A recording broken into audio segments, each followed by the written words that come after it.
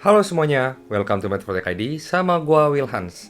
Dan kalau misalnya kita dengar nama Redmi, pasti yang terlintas di pikiran kita adalah sebuah handphone dengan spek yang gahar, tapi harganya merakyat. Rasanya tuh selalu memberikan value for money yang tinggi. Iya, memang itu adalah salah satu ciri khas dari Xiaomi. Tapi Redmi yang kita punya kali ini itu bukanlah sebuah handphone, tapi sebuah laptop, yang juga sekaligus menjadi laptop pertamanya Redmi di Indonesia. So, ini dia, Redmi Book 15. Penampilan dari Redmi Book 15 terkesan kalem dan biasa aja. Desainnya polos, berwarna abu dengan tulisan Redmi di bagian punggung laptop. Bahannya sendiri berbaut plastik polimer yang bisa dibilang sangat wajar, mengingat ini adalah laptop entry level dari Xiaomi. Build quality-nya sendiri bisa dibilang cukup bagus dan berisi, meskipun memang laptop ini belum bisa dibuka dengan satu jari. Untuk ukurannya sendiri, laptop ini cukup besar karena ini adalah laptop 15 inch dengan dimensi 36,3 cm x 24,3 cm dan dengan ketebalan 19,9 mm. Bobotnya juga nggak bisa dibilang ringan, tapi bukan laptop yang berat banget juga, yaitu di 1,8 kg dan sekitar 2 kg apabila ditambah dengan charger bawaannya. Di bagian dalam, kita bisa lihat ada bezel yang ukurannya lumayan tipis di bagian kiri dan kanannya, tapi masih sedikit tebal di bagian atas dan bawah. Kemudian di sini juga ada tulisan Redmi di bagian tengahnya. Redmi Book 15 punya layar 15,6 inch yang udah Full HD, tapi sayangnya seperti layar-layar laptop di kelasnya masih menggunakan panel TN yang kualitasnya biasa aja. Viewing angle-nya juga cukup sempit, tapi sekali lagi ini adalah laptop entry level yang menurut gua ditujukan untuk para pelajar atau kerja ringan sehari-hari. Untuk kalian yang hobi nonton berjam-jam atau konten kreator, rasanya laptop ini bukan untuk kalian karena kualitas warnanya juga cukup standar. Di laptop ini tentunya juga masih ada webcam 720p 30fps yang kualitasnya kayak gini. Oke guys, jadi ini adalah pengetesan perekaman menggunakan mikrofon dan juga webcam di Redmi Book 15. Gimana kualitasnya menurut kalian? Tulis di kolom komentar ya. Sekarang kita lihat ke bagian konektivitas. Di sebelah kanan ada audio combo jack, SD card, USB 2.0, LAN port, dan Kensington lock.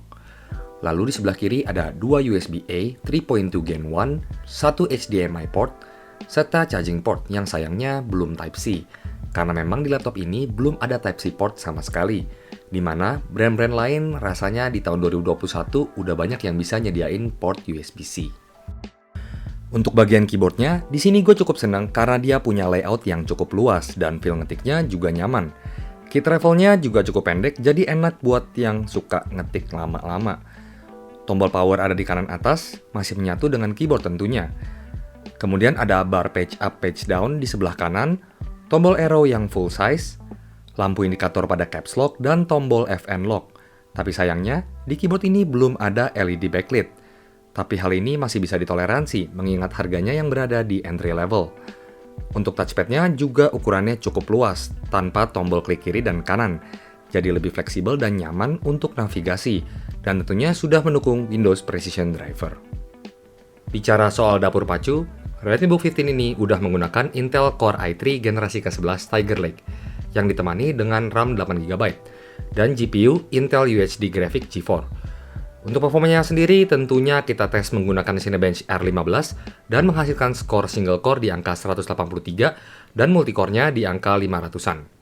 Adanya peningkatan yang cukup baik apabila kita bandingkan dengan Core i3 generasi sebelumnya. Kita juga coba run beberapa kali untuk ngetes konsistensinya, dan rata-ratanya ada di 491 CB, hanya turun sekitar 9 poin atau 1,7%. Untuk grafisnya tentunya kita nggak bisa berharap lebih, mengingat di laptop ini hanya ada integrated GPU, yaitu Intel UHD G4, yang menghasilkan skor 1800-an di 3D Mark Firestrike. Setidaknya masih lebih baik dibandingkan Intel UHD G1 yang sebelumnya. Kita coba untuk bermain Valorant settingan low di 1080p, masih playable di rata-rata 40-50 fps. Tapi kalau kalian pengen lebih smooth lagi, bisa turunin settingannya di 720p. Sekarang kita lihat di bagian dalamnya. Tentunya kita bisa lihat di sini cuma ada satu kipas, satu heat pipe, dan satu heatsink untuk urusan cooling sistemnya. Hal yang biasa ditemukan juga di laptop-laptop mainstream seperti ini. At least cukup bisa lah untuk menangani suhu pemakaian wajar dan gaming ringan. Gimana soal upgradability-nya? Jadi di Redmi Book 15 ini udah menggunakan RAM 8 GB single channel yang berjalan di 3200 MHz. Sayangnya di sini tuh udah disolder dan nggak punya slot tambahan lagi untuk misalnya kalian mau upgrade ke 16 GB di kemudian hari. Untuk storage-nya sendiri, Redmi Book 15 ini menggunakan slot M.2 SATA dengan kapasitas 256 GB yang bisa kalian upgrade ke NVMe apabila kalian butuh yang lebih cepat di kemudian hari. Kecepatan SSD-nya juga kita tes di sini menggunakan Crystal Disk Mark dan menunjukkan hasil yang standar-standar aja. Read dan write-nya ada di angka 500-an MB per detik. Tapi lagi-lagi, di laptop ini juga belum ada slot SSD tambahan. Jadi, kalau kalian mau upgrade, terpaksa kalian harus replace SSD bawaannya. Gimana performa baterainya? Redmi Book 15 ini punya kapasitas baterai yang cukup besar, yaitu di 46 Wh. Kita coba untuk playback video YouTube, dengan brightness 50% dan volume 30% masih sanggup bertahan hingga 8 jam. Performa yang cukup baik mengingat memang Intel Core i3 didesain untuk ultra low power. Kemudian untuk pengisian dayanya, dari 0 ke 100% membutuhkan waktu sekitar 2 jam pengecasan. Kemudian di laptop ini juga punya 2 speaker di kiri dan kanan yang udah mendukung DTS audio. Yang menurut gue suaranya itu cukup lantang tapi belum bisa dikategorikan sebagai speaker yang imersif. Sekarang kita masuk ke kesimpulannya. Menurut gue Redmi melalui laptop pertamanya itu masih cukup worth it banget. Desainnya oke, layarnya udah Full HD, kemudian build quality juga solid, dan tentunya dia punya garansi sampai 2 tahun untuk hardware dan 1 tahun garansi untuk baterainya.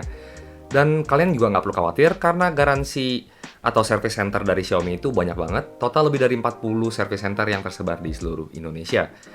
Kalau kita bicara kekurangannya tentunya juga ada, pertama layarnya yang masih TN, kemudian juga upgradability-nya yang benar-benar terbatas. Oke, terakhir untuk harganya. Pada saat launching di tanggal 22 Juli lalu, Xiaomi tuh bilang kalau harga pre-ordernya di tanggal 27-31 ada di 5,999 juta. Harga yang sangat menarik dan akan menjadi harga normalnya di 6,999 juta setelah hari itu. Tapi guys, waktu gue cek di website resminya Xiaomi, ternyata harganya itu masih stay di 5.999.000 rupiah. Jadi kalau misalnya kalian itu adalah seorang pelajar yang lagi cari laptop, atau misalnya kalian mau pakai untuk kerja ringan sehari-hari, menurut gue laptop ini masih bisa jadi pertimbangan. So, sekian aja video kita kali ini. Kalau kalian suka, seperti biasa, like, comment, subscribe, dan juga share. Thank you buat kalian semua yang udah nonton, dan sampai jumpa di video selanjutnya. Bye-bye.